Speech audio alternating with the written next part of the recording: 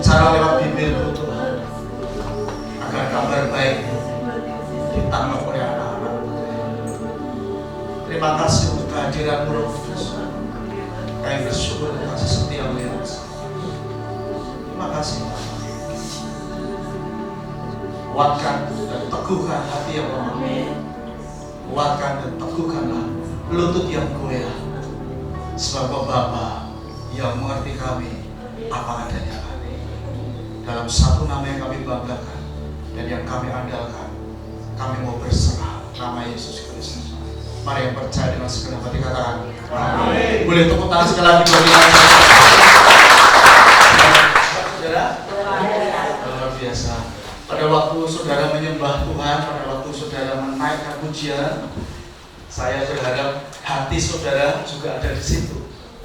Karena pada waktu saudara menaikkan pujian, hati saudara ada di setiap teks, ada di setiap perkataan yang saudara naikkan kepada Tuhan.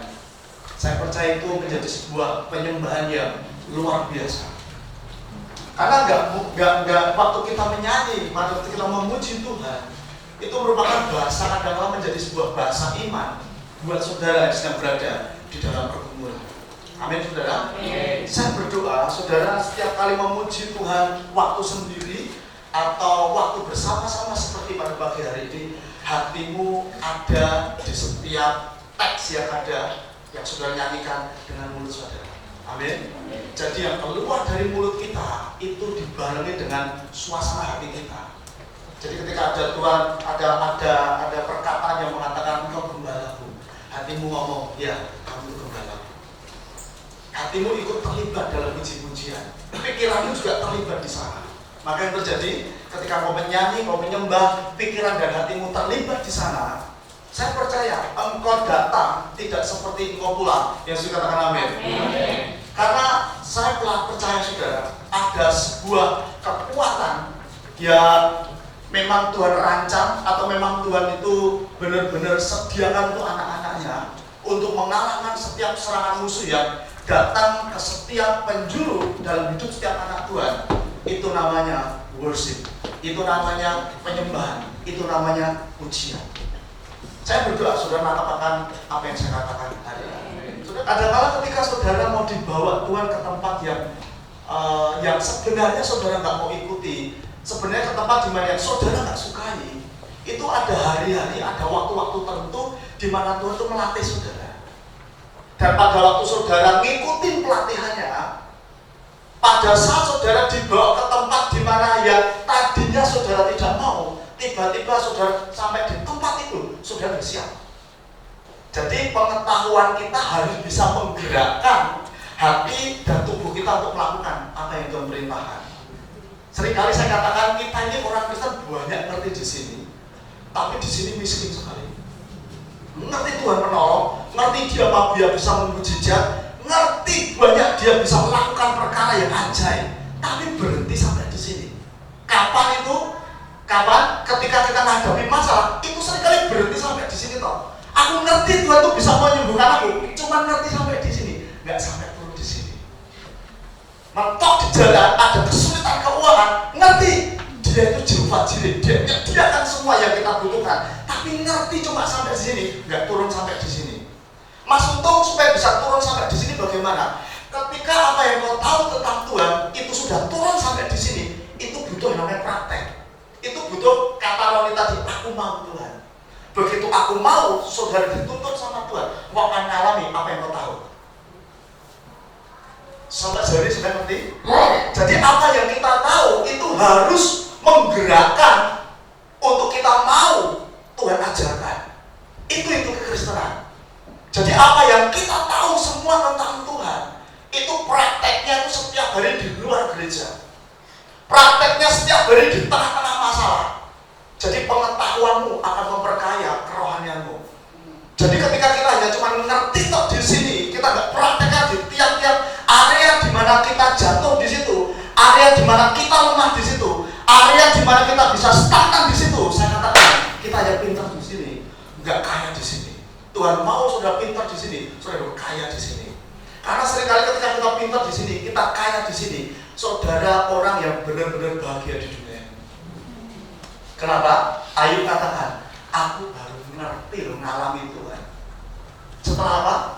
Apa yang dia tahu tentang Tuhan, dia alami, turun sampai di sini. Sekali lagi, kekristenan bicara apa yang saudara tahu. Saudara harus praktekkan di sini. Untuk mau bisa bergerak sampai di sini, kuncinya mau. Ya, sini katakan amin. Katakan begitu Tuhan ngomong, Tuhan, aku nggak bisa dipakai kekuatanku sendiri. Aku mau. Nanti kekuatannya disalurkan lewat hidupmu. Dan kau melihat terobosan demi terobosan, jalan keluar demi keluar, jalan keluar. Kau akan dapatkan. Biar sini katakan amin. Haleluya. Mari kita akan belajar di Ibrani pasal yang keempat. Ibrani pasal yang keempat, ayat yang ke-14 sampai ayat yang ke-16. Judulnya di sini Yesus sebagai imam besar. Saya akan membacakan, Bapak Ibu perhatikan baik-baik. Karena kita sekarang mempunyai imam besar yang agung, imam besar agung yang telah melintasi semua langit, yaitu Yesus, Anak Allah. Baiklah kita teguh berpegang pada pengakuan iman kita. Sebab imam besar yang kita punya bukanlah imam besar yang tidak dapat turut merasakan kelemahan-kelemahan kita. Sebaliknya sama dengan kita. Ia telah dicobai, hanya tidak berbuat dosa. Ayat yang ke-16. Sebab itu marilah kita dengan penuh keberanian menghampiri tahta kasih karunia, supaya kita menerima rahmat dan menemukan kasih karunia untuk mendapat pertolongan kita pada waktunya. Saya mau tanya, di sini yang butuh pertolongan Tuhan apa teman? Yang angkatan pertama kali pendetanya dulu kan, baru jemaatnya angkat tangan juga. Ya, ternyata yang angkat tangan kita semuanya. Saudara, di ayat yang ke-16 ini kuncinya. Saudara perhatikan baik-baik. Sebab itu marilah kita dengan penuh keberanian menghampiri tahta kasih karunia, supaya kita menerima rahmat dan menemukan kasih karunia untuk mendapatkan pertolongan kita pada waktunya. Perhatikan di ayat 14, Ibrani ayat pasal 4 ayat 14 ngomong seperti ini. Jadi kalau saudara hari-hari ini butuh pertolongan dari Tuhan, perhatikan ayat yang ke-14 ini. Mengatakan seperti ini, karena kita sekarang mempunyai imam besar agung yang telah melintasi semua langit, yaitu Yesus, Anak Allah. Baiklah kita teguh berpegang pada pengakuan iman kita. Saudara, tadi pagi saya renungkan 3 ayat ini. Tuhan ajarkan saya di ayat 14 dengan ayat yang ke-15. Ayat yang ke-14 dan ke-15 ini Tuhan ajarkan saya ada 3 hal yang harus saudara dan saya itu ketahui tentang Yesus, tentang siapa itu Yesus. Ayat yang ke-14 sampai ayat yang ke-15 saya tulis di sini. Kalau saudara baca, tadi dikatakan, mana kok hilang? Karena kita sekarang mempunyai imam besar agung. Ini bicara tentang jabatan Yesus. Ya, 1. Ini bicara tentang jabatan Yesus sebagai apa? Imam besar. Saudara, imam besar itu tugasnya untuk apa? Saudara, kekristenan itu bukan second hand religion. Saya tidak setuju ya. Tapi kadang-kala kekristenan itu sampai hari ini masih dihidupi sebagai agama yang second hand religion. Second hand religion itu seperti apa sih Mas Untung? Second hand religion itu artinya seperti ini. Pak Untung, aku ada masalah, tolong doain ya. Itu menganggap saya ini masih dipercaya Tuhan, mendengar suara Tuhan, menyampaikan keluhan kepada Tuhan, dan Tuhan berbicara kepada saya baru menyampaikan kepada saudara. Itu bukan kekristenan. Itu yang saya katakan tadi, second hand religion. Pada waktu Yesus sudah menjadi imam besar, tahukah saudara apa yang ada di bait suci? Tabirnya itu di apa? Dirobek jadi 2. Oke? Itu menceritakan tidak ada lagi gap, tidak ada lagi between antara Bapa dengan manusia, Creator with creation. Jadi tidak ada lagi pemisah di sana. Jadi kekristenan itu bukan second hand religion. Artinya saudara dan saya disebut Alkitab sebagai imamat yang, katakan imamat yang rajani. Saudara dan saya di 1 Petrus dikatakan, kamulah bangsa yang terpilih. Dari sekian miliar di dunia ini, engkau dipilih dan diberikan jabatan imam, diangkat sebagai imam. Artinya apa? Imam itu pada perjanjian lama adalah mediator antara Tuhan dan bangsa Israel. Nah, sampai di sini ya. Jadi kalau bangsa Israel pengen ketemu Tuhan, saudara baca di Keluaran 13, tadinya Musa ngomong begini, yuk ketemu sama Tuhan yuk. Bangsa Israel ngomong begini, enggak, aku takut. Kamu saja yang mewakili kami. Ya, kamu saja yang mewakili kami.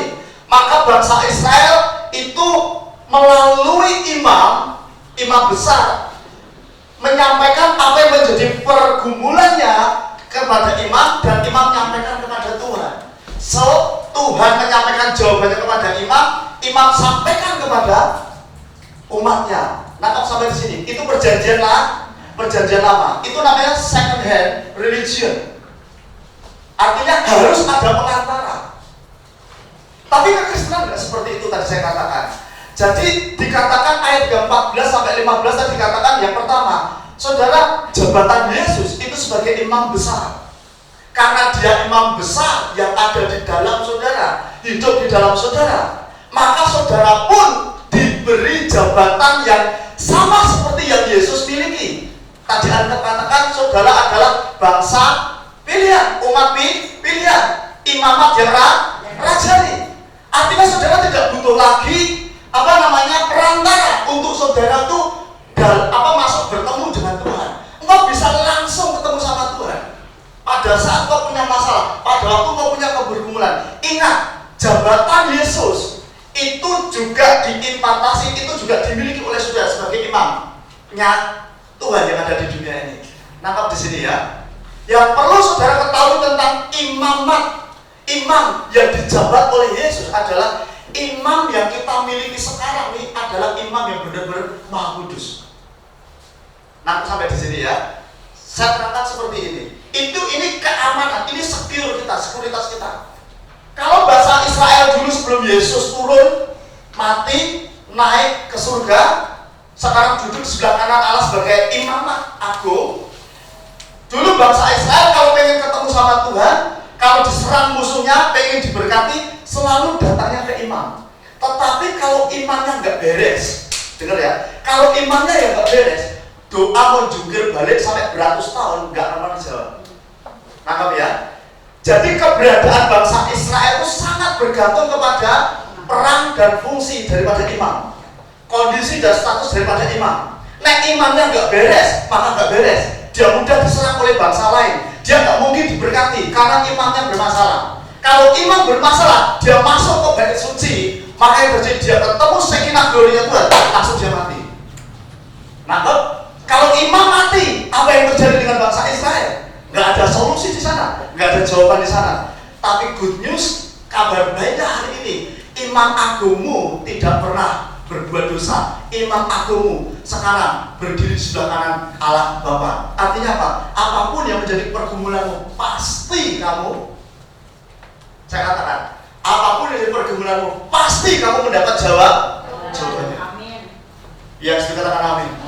Saudara, seperti di ayat 14 itu diterangkan kepada kita bahwa Yesus hari ini itu jabatannya tidak hanya kembali sebagai raja di atas segala raja. Dia mengingatkan kita bahwa dia juga menjadi imam kita, imam besar kita. Artinya apa? Dia tidak hanya menjadi imam besar, dia pengen saudara itu juga sama, imam yang sama. Artinya apa? Apa fungsikan peran imammu ketika ada masalah. Enggak perlu perantara, berarti enggak sampai pendeta ada masuk dong, enggak. Pendeta itu dipilih, rasul dipilih, penginjil dipilih, guru dipilih, dan nabi dipilih. Alkitab katakan mereka itu karunia ditempatkan di gereja lokal, work together for the good kingdom.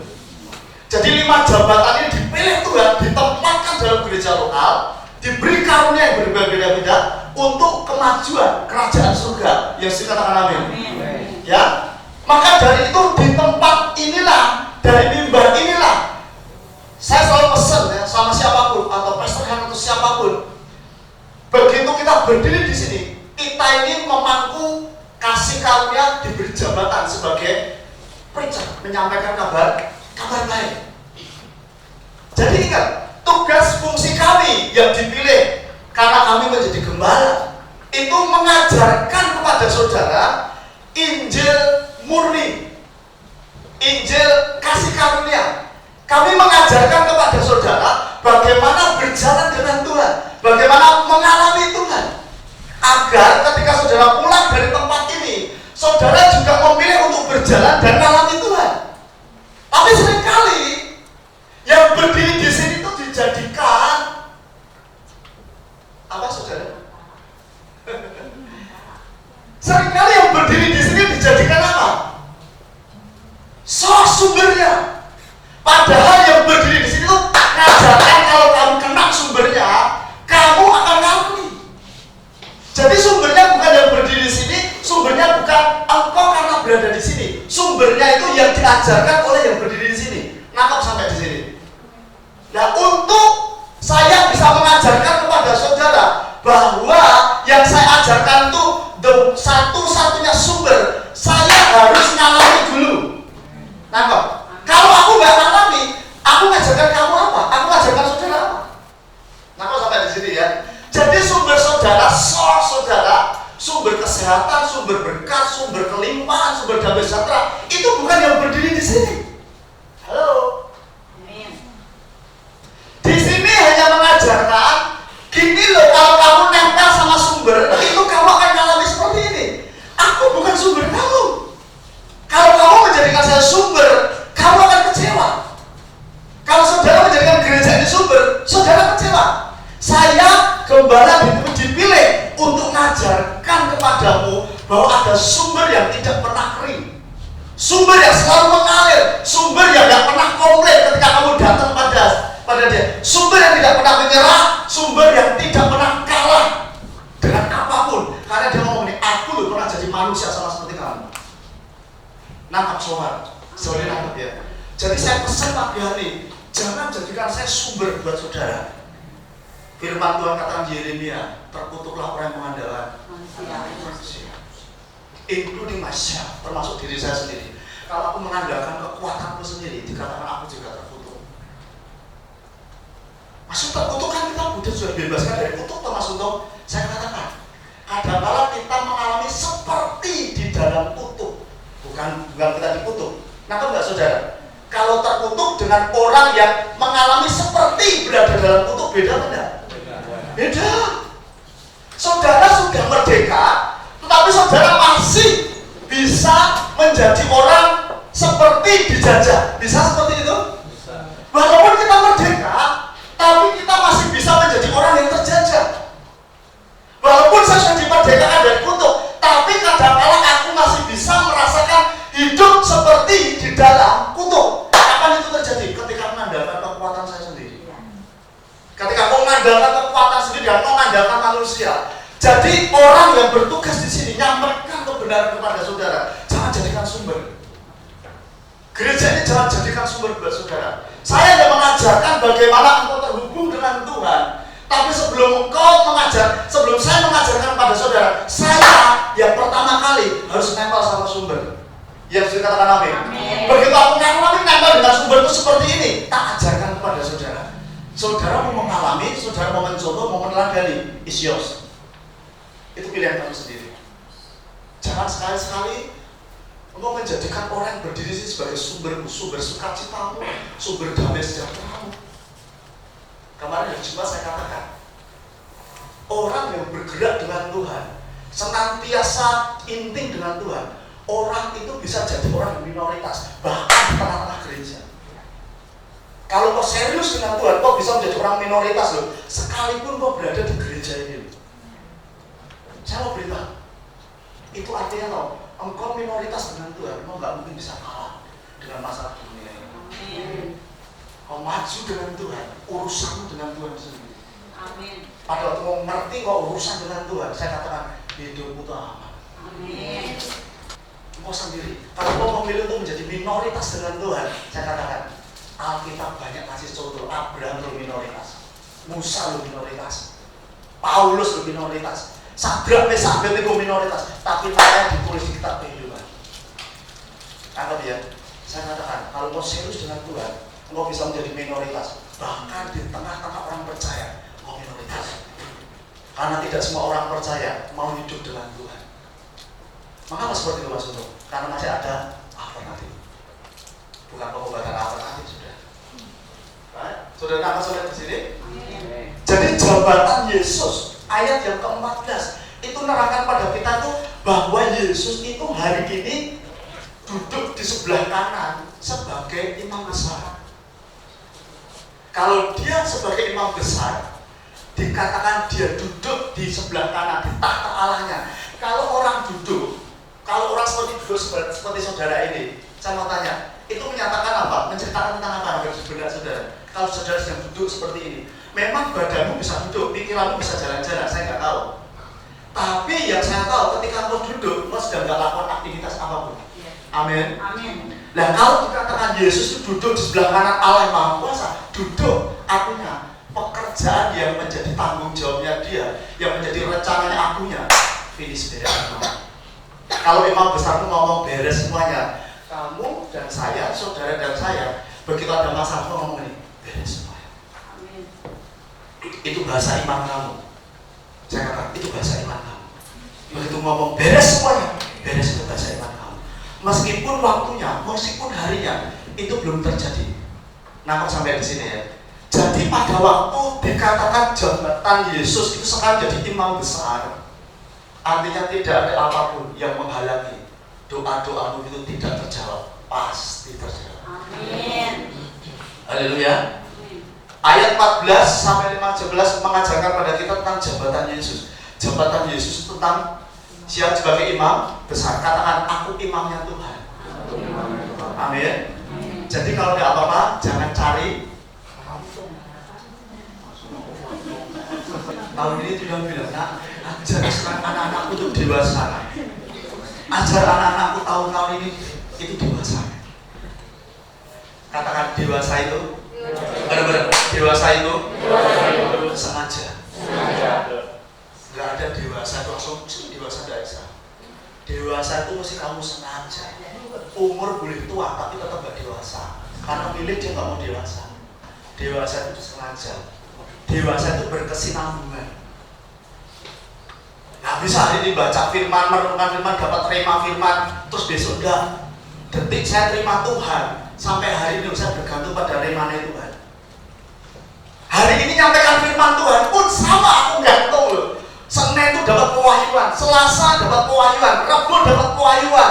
Sudah disiapkan semuanya. Apa kita bisa bilang Tuhan, aku mau ngomong apa ini? Tuhan mau gini, sampaikan ini nak. Aku belum persiapan. Justru kalau belum persiapan, aku nyiapkan buat kamu. Aku harus putuskan terus tiap hari. Aku mau dewasa. Dewasa itu disengaja. Bukan terjadi tiba-tiba, dewasa langsung. Ya memang jenggotnya panjang, kumisnya panjang, keriputannya sudah mulai kelihatan, tapi nggak jamin itu dewasa. Tapi begitu mau kenal dengan orang-orang percaya dewasa, saya katakan mau berjalan dengan orang dewasa, orang ini sudah pengalaman dengan Tuhan. Dan cirinya apa? Dia berhati. Lemah lembut. Lemah lembut itu bukan lemah gemulai loh saudara. Bukan kayak orang Jawa. Dijak akhirnya nyuwun sewu. Bukan lemah gemulai. Lemah lembut itu akhirnya kamu tahan terhadap tekanan. Berbahagialah orang yang lemah lembut, karena mereka yang akan memiliki ya kaca sudah apa cincin. Oke, yang kedua yang Tuhan ajarkan ayat yang 14 sampai 15. Karena kita sekarang mempunyai imam besar agung yang telah melintasi semua apa? Semua langit. Ini bicara tentang ini melintasi semua langit itu serius, ini benar-benar melintasi semua langit itu saudara. Kalau dalam bahasa Inggris langit itu ditulis heavens. Ada heavens, ada heaven of the heavens, ada heaven of heaven. Dikatakan ia telah melintasi semua langit. Ini tulis heaven of the heavens. Saudara, ada Paulus, ada siapapun, bahkan di perjanjian lama ada orang yang pernah dilihatin heaven of the heavens. Siapa itu? Yakub. Yakub pada waktu struggle gitu ya, struggle, dia melihat ada apa namanya tahta itu sampai ke langit. Nah, langit ini bicara tentang apa, saudara? Langit itu sekali ini bicara tentang otoritas yang paling tinggi. Ya, ini bicara otoritas yang paling tinggi, superior. Imam besar itu imam besar yang superior. Negara manapun di dunia yang menguasai angkasa, dia menang. Karena apa? Dia kan ngerti semuanya. Nah, yang Tuhan ingin katakan, aku loh sudah melintasi langit di atas segala langit. Aku loh hari ini tidak hanya imam. Artinya nggak ada batasan buat aku untuk bisa nolong kamu. Saudara kalau pengen melihat parade, ya parade itu pawai atau orang-orang yang demo yang terjadi seperti apa, pengen utuh, lebih cepat mana memahaminya, saudara linear seperti ini atau saudara naik ke gedung lihat dari atas seperti helikopter gitu. Lebih enak mana? Lebih enak di atas. Oleh karena itu ketika dia aku loh mengatasi langit di atas segala, artinya apa? Aku ngerti hidupmu dari A sampai Z. Ya, aku ngerti loh hidupmu A sampai Z. Belok ke kanan, belok ke kiri, belok lagi ke kanan, belok ke kiri, nggak apa-apa. Anugerahku menjamin kamu dari A sampai Z. Yang dikatakan amin. Amin. Jabatan yang kedua itu dikatakan yang telah melintasi semua langit, yaitu siapa? Yesus siapa? Anak Allah. Saya berhenti sejenak merenungkan ayat ini. Kenapa ditulisnya Yesus anak Allah? Kok enggak Yesus Kristus, tapi Yesus anak Allah? Tadi malam saya sebelum tidur, beberapa hari yang lalu aja ya, anak saya Samuel pengen ditemenin saya tidur, papa temenin saya pak. Wah saya capek sekali ya. Biasa kalau dia tidur itu suka punggungnya itu digaruk-garuk gitu. Jadi tangannya saya masukkan, saya garuk-garuk begitu sambil, pak cerita masa kecil pak, garuk-garuk. Soalnya dia cerita masa kecil, begitu digaruk aku ngomong terus dia tembak. Bapakmu di surga itu lebih daripada saya seperti dengan salah Samuel, amin. Walaupun kau main capek di luar, pak garukin aku pak, garukin ya, yus pak garuk ya. Lupa ngajak ngomong. Nah, pada waktu garuk-garuk dia cerita begini, papa, kenapa? Kok Yesus disebut anak Allah ya pak? Apa Tuhan itu kawin di surga, terus ceplok lahir Yesus ya pak? Ini tantangan buat saya. Kok dia disebut anak Allah ya pak? Pada waktu saya renungkan ini, saya ingat pertanyaan Samuel. Ini bicara tentang hakikat. Yesus itu bukan anak Allah dalam konteks hubungan antara ayah dengan anak. Saya ulangi pelan-pelan ya. Yesus itu anak Allah dalam konteks ia sebagai Allah yang menjadi manusia. Jadi dia harus lahir normal, alami, seperti yang manusia juga alami. Nah, aku sampai di sini ya. Jadi ini bicara tentang ia sebagai Allah yang menjadi manusia. Yesus itu anak Allah dalam konteks ia dikandung oleh Roh Kudus. Dengar baik-baik ya saudara. Di zaman itu, karena dia dikandung oleh, dia itu benihnya yaitu Roh Kudus itu sendiri ada di dalam kandungan manusia jasmani, dan dia dilahirkan. Maka dia juga selain disebut anak Allah, dia juga disebut anak manusia. Saudara boleh teliti di dalam Alkitab Perjanjian Baru, Yesus tidak pernah disebut anak-anak Allah, plural, no. Tapi selalu disebut anak Allah, singular. Artinya apa? Kalau plural itu banyak. Nah saudara dan saya disebut anak-anak Allah. Yesus disebut anak Allah. Ini bicara tentang jabatan. Anak Allah bagi Yesus Kristus itu tidak berarti bahwa Yesus itu kurang daripada Allah.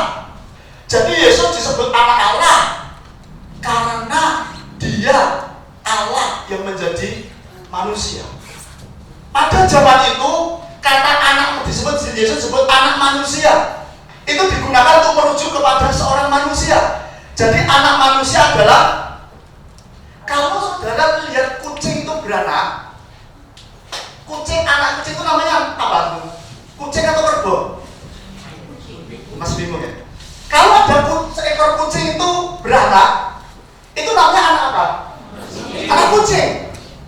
Hakikatnya dia kucing, nalurinya, sifatnya juga kucing. Gak mungkin anak kucing sebut dia kerbau, gak mungkin. Kerbau punya anak, hakikatnya dia sebagai juga sama kerbau. Nah, jika Yesus sebagai anak Allah, dia juga hakikatnya itu Allah itu sendiri. Anak Allah adalah ya Allah itu sendiri. Nah, sampai di sini ya. Jadi dikatakan seperti ini, perhatikan. Yang kedua tadi, yang pertama jabatan, yang kedua tadi bicara masalah hakikat. Dikatakan seperti ini, yang telah melintasi semua langit, yaitu Yesus anak Allah. Anak Allah di sini sedang Tuhan ingin mengajarkan seperti itu.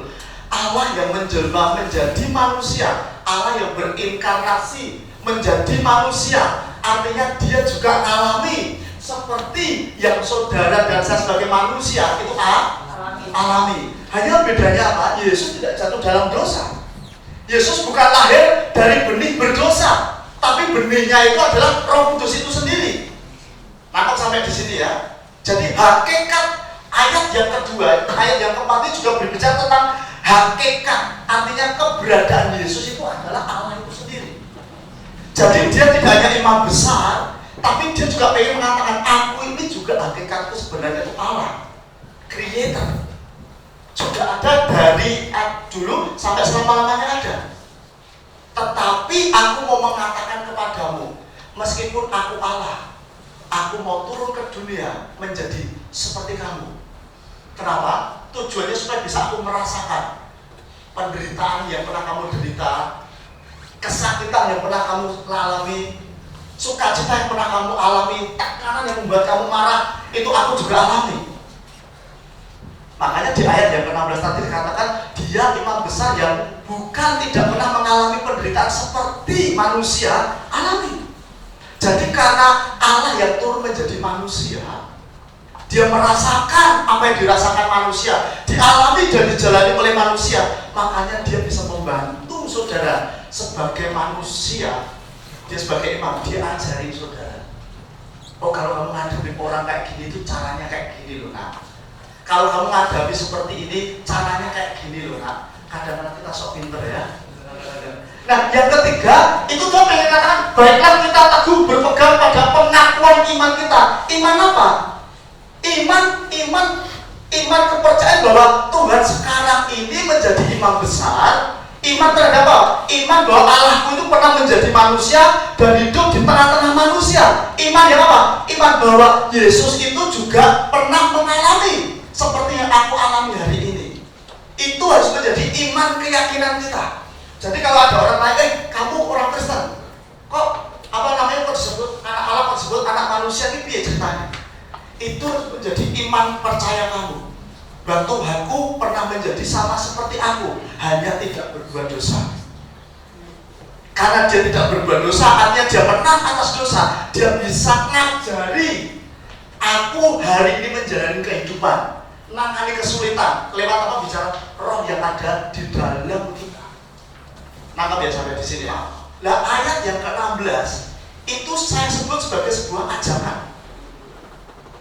Ya, saya ulangi lagi. Ayat 14, ayat 15 itu mengajarkan kepada saudara doktrin.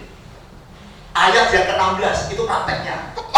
Saya ulangi lagi. 14, 15 mengajarkan kepada saudara doktrin bahwa Tuhan itu imam besar yang nggak pernah berbuat dosa. Artinya apa? Saudara juga imam, punya akses langsung kepada Tuhan. Itu doktrin yang harus saudara percayai. Lah ayat yang ke-16 itu undangan Tuhan untuk pada saudara. Pada saat apa? Pada saat engkau menghadapi masalah. Ayat 16 begini. Sebab itu marilah kita dengan penuh keberanian apa? Menghampiri tahta kasih karunia. Pada saat saudara punya masalah. Saya mau beritahu. Pada saat saudara punya masalah dan saudara melihat nggak ada jalan keluar, alangkah baik dan bijaksana Engkau datang menghampiri tahta kasih karunia Allah. Saudara, saya coba teliti ya, saya cari lagi. Kata menghampiri itu bahasa Yunani dipakai kata he, artinya masuk dalam jangkauan. Jadi pada waktu kau punya masalah, engkau memutuskan untuk datang kepada imam besarmu. Artinya engkau sedang masuk dalam jangkauan imam besar. Nah, sampai di sini ya.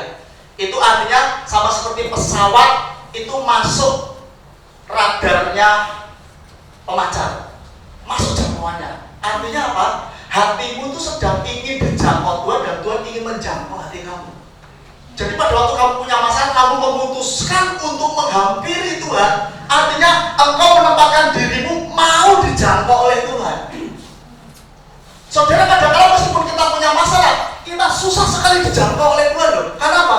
Hati ini nggak percaya, hati ini keras, itu susah dijangkau sama Tuhan. Tuhan memang maha kuasa, tapi kemahakuasaannya terbatas kepada pilihan saudara.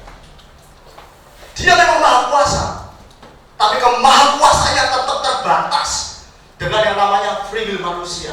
Mengapa? Dia itu tidak ingin kita manusia itu robot. Saudara, dunia ini menjadi beautiful. Oleh karena apa? Tuhan menciptakan manusia bukan roh.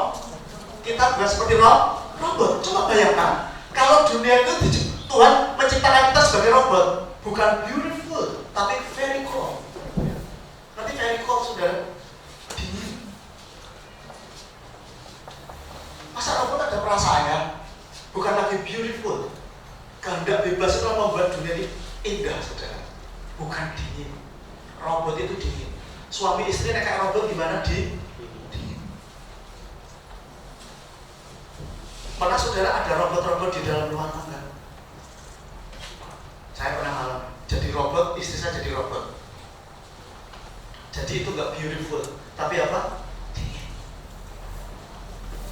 Ya, saudara kalau punya masalah, tadi diajak diundang Tuhan di ayat 16, kamu datanglah. Datang hampiri aku. Kata he itu masuk dalam jangkauan, artinya pada waktu engkau memutuskan datang kepada Tuhan, artinya engkau memposisikan dirimu untuk hatimu mau dijangkau sama Tuhan. Begitu kok kena hatinya, saudara, kena hatinya dia kena dengan hatimu, beres.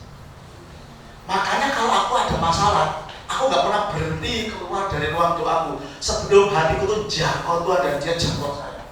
Tandanya apa? Begitu aku keluar ruang doa, hatiku plong damai sejahtera, berarti beres semuanya. Tinggal tunggu waktunya, tinggal tunggu cara, nggak usah pusing cara dan waktunya. Kalau kita nggak pernah ngalami akan hal ini, saya mau beritahu, kita jatuh terus di hal yang sama berulang kali. Apapun masalah dan kelemahan kita. Kata dikatakan menghampiri tadi juga memiliki arti kata mendesak masuk atau memasuki suatu wilayah otoritas. Jadi pada waktu saudara ada masalah, ayat 16 mau gini, kamu datang, hampiri aku. Artinya apa? Kamu desak diri kamu masuk ke aku. Karena yang bisa mendesak diri kita adalah diri kita sendiri. Saya nggak bisa mendesak saudara untuk cinta Tuhan, karena cinta itu bukan desakan. Amin. Cinta itu nggak pernah bisa menjadi sebuah desakan, nggak bisa. Termasuk juga pelayanan. Saya nggak mau sekarang desak saudara melayani, enggak. Saya menempatkan saudara kepada pemahaman akan pelayanan dangkal sekali. Itu harus merupakan desakan karena aku butuh Tuhan. Ketika mau kena, saya mau beritahu, begitu di atas ini beres ya. Makanya worship itu ditaruh di paling atas. Worship, fellowship, discipleship, ministry, evangelism. Worship kenapa taruh di atas? Gagal kita ngalami worship dengan Tuhan, fellowship, discipleship sampai bawah, itu kamuflase. Saya ulangi lagi, itu kamuflase. Sudah tahu kamuflase? Daud di ayat Kisah Rasul 13 ngomong begini, Daud itu berkenan di hatiku, oleh karena itu dia melakukan kehendakku. Ingat ya, pertama kali hatinya Daud kena hatinya Tuhan, hatinya Tuhan kena di hatinya, efeknya itu dia melakukan kehendak Tuhan. Nah, kalau sampai di sini ya. Jadi hatimu mesti ketemu sama Tuhan, itu di worship. Makanya tahun ini kalau Tuhan belum berhenti ngomong stop, nah masuk ke fellowship, saya nggak mau. Saya genjot saudara terus, saya encourage saudara terus untuk cari Tuhan, mengalami Tuhan di tengah-tengah masalah. Begitu kau kena di worshipnya Tuhan dan itu sampai jadi kesenangan kamu, maka fellowship itu ekspresi cintamu karena kau tahu kau dicintai Tuhan dan engkau mencintai seseorang, engkau memberi seseorang, engkau mengasihi seseorang, itu karena kamu sudah penuh. Nah, kau sampai di sini ya. Kita mengasihi, kita melayani, kita memberi bukan dari keadaan kosong, tapi dalam keadaan yang penuh. Nangkep ya? Maka kita akan menjadi begitu efektif. Saudara tahu, Yesus itu berjam-jam dengan Bapaknya, berjam-jam dengan Bapaknya. Saudara baca di 4 Injil, dia berjam-jam dengan Bapaknya. Tapi begitu keluar dari hadirat Bapaknya, dia mengusir setan ngomong ini, keluar, bangkitkan orang mati dalam waktu singkat. Saya ingin mengalami seperti itu, berjam-jam dengan Tuhan, berjam-jam dengan Tuhan. Nggak kerja dong, maksudnya malas. Saya nggak ngajari saudara malas seperti itu pemahaman yang maaf, cetek banget. Yang berjam-jam dengan Tuhan, kok bisa sambil nyopir loh, kok berjam-jam dengan Tuhan. Saudara tahu nggak? Kemarin itu saya di CCM, ada di WC loh. Saya bisa nangis ketemu Tuhan di situ. Saya masuk WC, di CCM kan WC-nya bersih ya saudara ya. Aku diajari rema Tuhan di situ, saya sampai nangis. Saya pada waktu masuk WC, WC satu kotor banget. Saya ambil WC, saya cari kan ada 4 lah. Saya masuk yang pertama, kotor. Saya masuk yang kedua, saya cari yang bersih atau cari yang kotor? Maaf, saya ngomong. Saya atau saudara ke toilet mau ngapain? Membuang kotoran kan? Membuang kotoran saja minta yang bersih. Belum menangkap ya saudara ya. Aku tadinya belum menangkap juga. Kita saja pengen membuang kotoran itu di tempat yang bersih, nggak mau yang kotor. Tuhan ngomong begini. Kamu tahu nggak? Ya saya ngomong aku ini buruk rupa loh. Buruk rupa itu bahasa aslinya kotor, nggak ada. Orang Jawa bilang ajinya itu nggak ada. Dan dosa-dosamu yang kotor, lebih kotor dari kotoranmu, itu aja mencari tempat yang bersih. Aku ini bersih loh, nah. Kotormu ditimpakan kepada kehidupanku semua di Kalvari loh. Aku di situ nangis sama Tuhan. Ya benar juga ya. Kita aja pengen membuang kotoran aja, cari tempat yang bersih. Artinya apa? Yesus yang bersih, Yesus yang kudus, Yesus yang mulia. Itu tempat kita, semua kekotoran kita ditimpakan ke tubuhnya dia semuanya. Terjadinya apa? Terjadi divine exchange. Kekudusannya dia tinggal di dalammu. Ya, kekayaannya, berkatnya, kemahakuasaannya, karakternya itu ditransfer kepada kamu. Ditukar dengan kekotoran kita. Pada waktu saya ngerti itu saya nangis, Tuhan terima kasih Tuhan.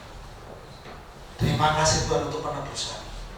Terima kasih untuk kasih-Mu, aku ini kotor. Kekotoranku ditimpakan seutuhnya di tubuhmu di Kalvari dan Kau gantikan aku apa? Kekudusan. Nah, sampai di sini. Nah, orang yang menyelamatkan kita, orang yang menguduskan kita, hari ini mengundang saudara kamu. Hampiri aku, hampiri aku.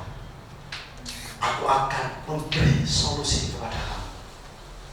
Dikatakan ayat 16. Sebab itu marilah kita dengan penuh keberanian menghampiri tahta kasih. Saya merenungkan kata tahta kasih karunia. Mengapa Yesus ngomong begini? Sebab itu marilah kita dengan berani, dengan penuh keberanian menghampiri. Artinya saudara itu masuk ke dalam jangkauannya Tuhan. Artinya saudara itu mau ketemu hatimu dengan ketemu hatinya Tuhan. Makanya terjadi dikatakan seperti menghampiri tahta kasih karunia Tuhan. Ada kata, kenapa kok dikatakan menghampiri tahta kasih karunia Tuhan?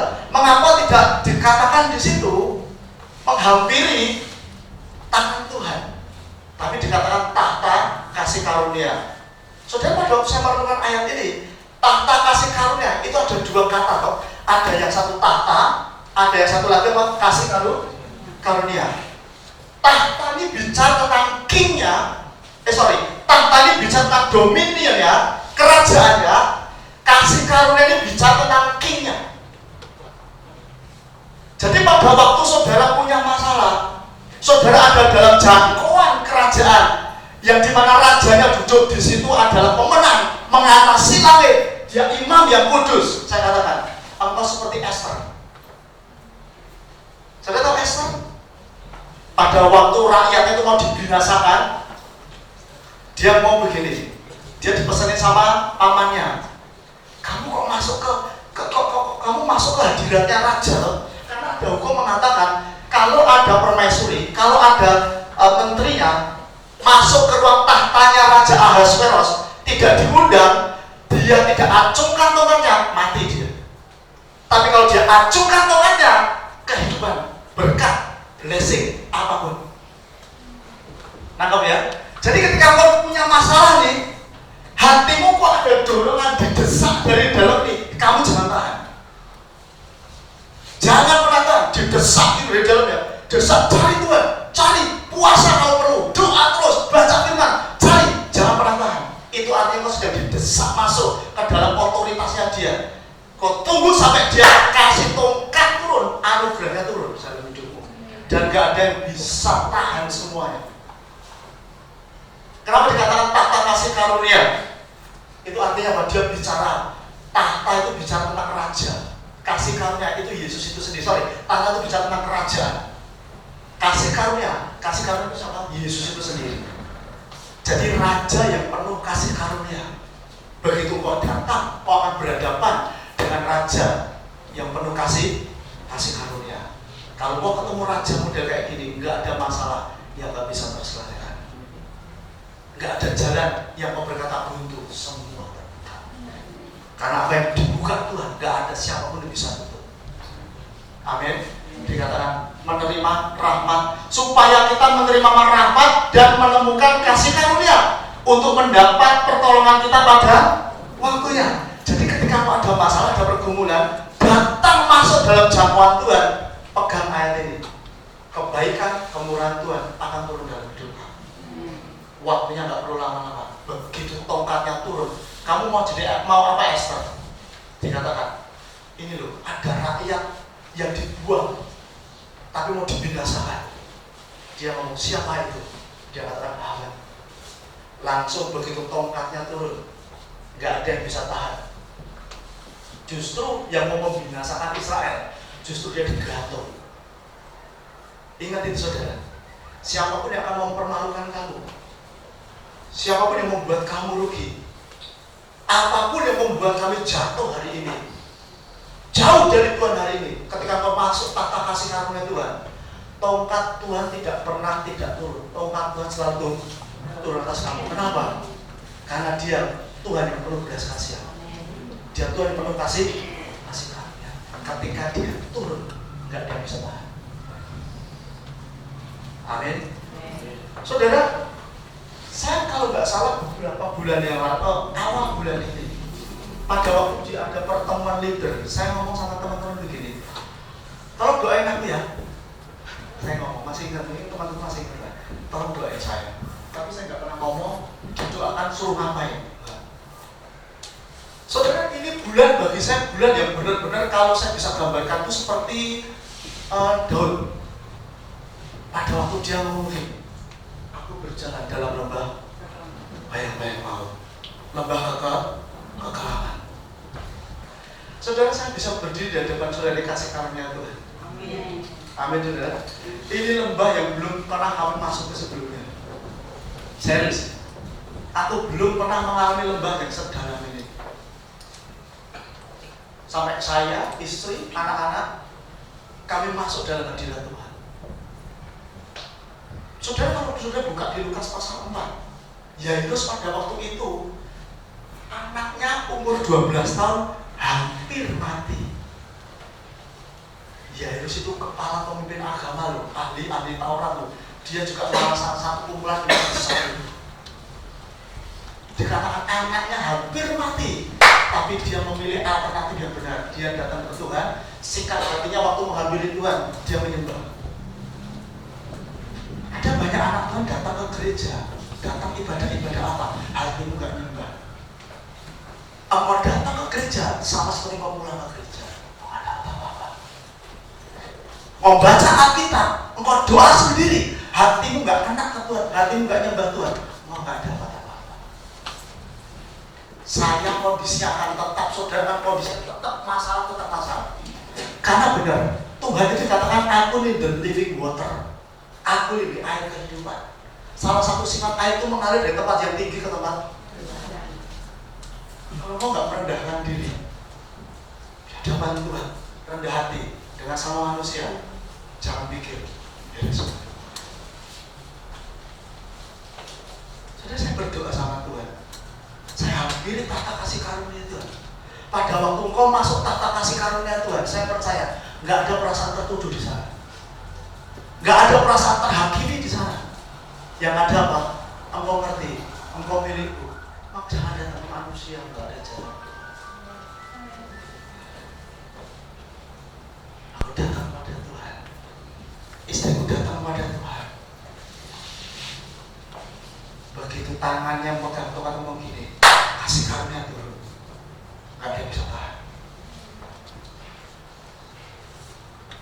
Saya mau beritahu, engkau ada masalah, nggak ada masalah, engkau datang ke Tuhan, itu aman tempatnya. Sikap hatimu ketika datang pada Tuhan itu menentukan solusi masalah. Sumberku Tuhan, sumbermu juga Tuhan. Kalau engkau menjadikan saya sumber, bersiapapun yang berdiri sumber, jangan mau keluar dari gereja ini, mau tersinggung, mau marah.